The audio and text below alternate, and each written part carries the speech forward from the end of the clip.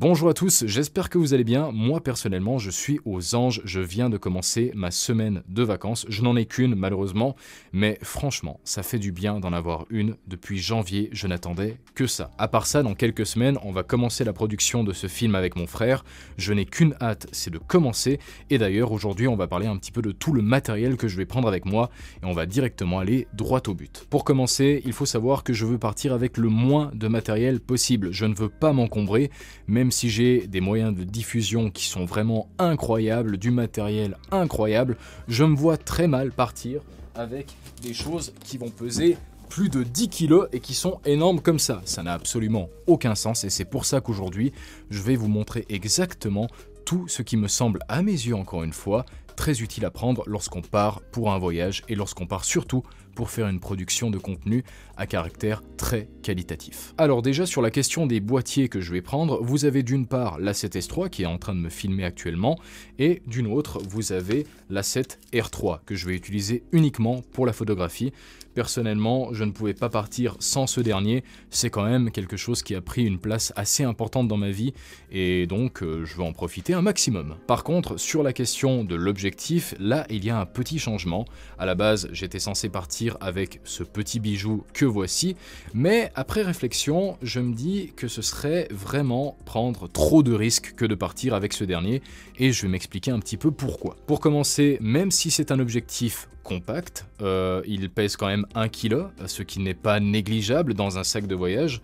Au-delà de ça, c'est quand même un matériel qui coûte assez cher et donc je veux pas forcément prendre le risque de me le faire confisquer à la douane pour quelconque raison ou encore de le perdre en voyage. C'est quelque chose que je ne veux même pas risqué. De ce fait, j'ai décidé de prendre un objectif qui est d'une part beaucoup plus léger, mais aussi qui va amener une qualité d'image largement suffisante pour ce projet. C'est le 35 mm G Master 1.4 de chez Sony, celui d'ailleurs qui est en train de me filmer actuellement. Il a de nombreuses qualités et surtout lorsqu'on se dit qu'on est le seul opérateur sur un tel projet, le fait d'avoir un autofocus qui soit d'une telle qualité, ça aide vraiment. Au-delà de ça, le fait d'avoir un bon objectif, c'est une chose, mais lorsqu'on doit gérer la lumière, généralement, on utilise aussi des filtres VND ou des filtres ND tout simplement.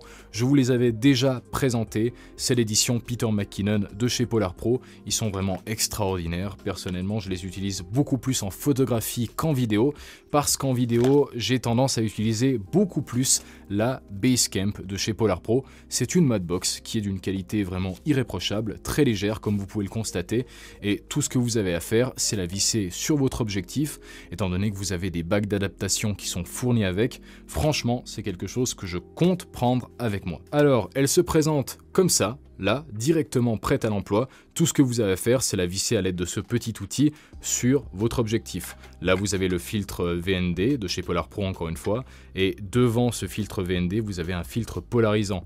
Et lorsque vous allez le tourner à l'aide de la petite molette qui se trouve juste ici, eh bien vous allez régler l'exposition de votre image. C'est pas forcément plus compliqué que ça. Maintenant, si je devais vous montrer à quoi ressemblent les filtres, là vous avez le 6 à 9 stop de chez Polar Pro, qui est vraiment incroyable, hein, avec sa jolie couleur jaune, c'est quand même quelque chose de très très beau. Maintenant, lorsqu'on fait un film, et surtout un film de voyage, on essaie aussi de mettre des plans aériens pour qu'on puisse justement profiter de tout le paysage environnant, et c'est pour ça qu'on utilise généralement un drone à cet effet. Personnellement, j'ai le Mavic 2 Pro, alors attention, je n'ai jamais fait quoi que ce soit sur la chaîne avec ce dernier. Pourquoi?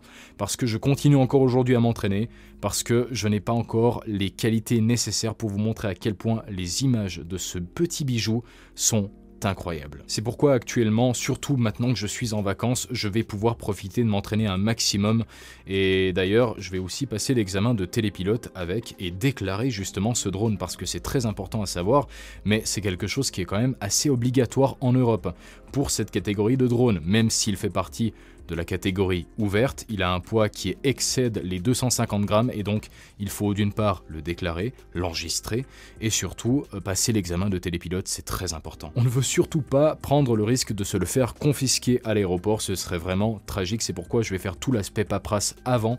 Et d'ailleurs, si j'avais su ce détail, en fait, j'aurais pris un drone clairement plus petit. Mais bon, c'est pas forcément grave. En termes d'image, je sais que ça va bombarder. Bon, et pour ce drone, c'est clairement le même principe principe qu'avec les autres caméras, hein, il nous faut forcément des filtres ND. Là personnellement j'ai un kit complet de chez Freewell, c'est largement suffisant. Vous avez même un ND 1000 pour faire des poses longues, autant vous dire que je suis assez équipé à ce niveau-là. Pour continuer dans cet aspect de varier les plans, il y a aussi cette question de savoir si on va faire uniquement des plans à main levée ou des plans stabilisés. Personnellement, je vais faire les deux, c'est pour ça que j'ai décidé de faire un kit à main levée et un kit justement stabilisé électroniquement. Donc pour ce faire, eh bien, j'ai d'une part le Rona S qui est ici, voilà, c'est toujours le même, hein, il n'a pas changé, toujours aussi incroyable, malgré le fait qu'il pèse plus de 2 kg, hein, mais heureusement pour moi, j'ai mon frère et donc on a 2 bagages à main. Donc c'est pas forcément un souci. Ça, c'est réglé. Maintenant, pour le kit à main levée, qu'est-ce que je vais prendre? Alors, j'ai déjà la cage de chez Small Rig pour la 7S3, hein, qui est assez complète, avec justement une poignée en dessus pour m'aider à faire n'importe quel plan à main levée. De l'autre côté, j'ai quand même cette petite poignée en bois qui vient se visser sur le côté gauche de l'appareil et j'ai une multitude d'outils qui sont fournis justement avec les produits Small Rig. C'est assez connu hein, qu'ils fournissent justement ce type de clé avec tous leurs accessoires. C'est vraiment très impressionnant et d'ailleurs avec la cage complète, on a ce petit accessoire qui est quand même assez incroyable. Est-ce que ça fait le focus? Voilà. Ça, c'est incroyable. Maintenant, pour ce film, sur l'aspect enregistrement ou stockage de l'image, je vais principalement utiliser le Ninja 5. C'est un moniteur, mais aussi un enregistreur externe. Il peut justement enregistrer des images en ProRes ou même en ProRes RAW. Et tout ce dont vous avez besoin, c'est des SSD externes, comme par exemple celui-là de 1 Tera. J'en ai encore un autre de 4 Tera.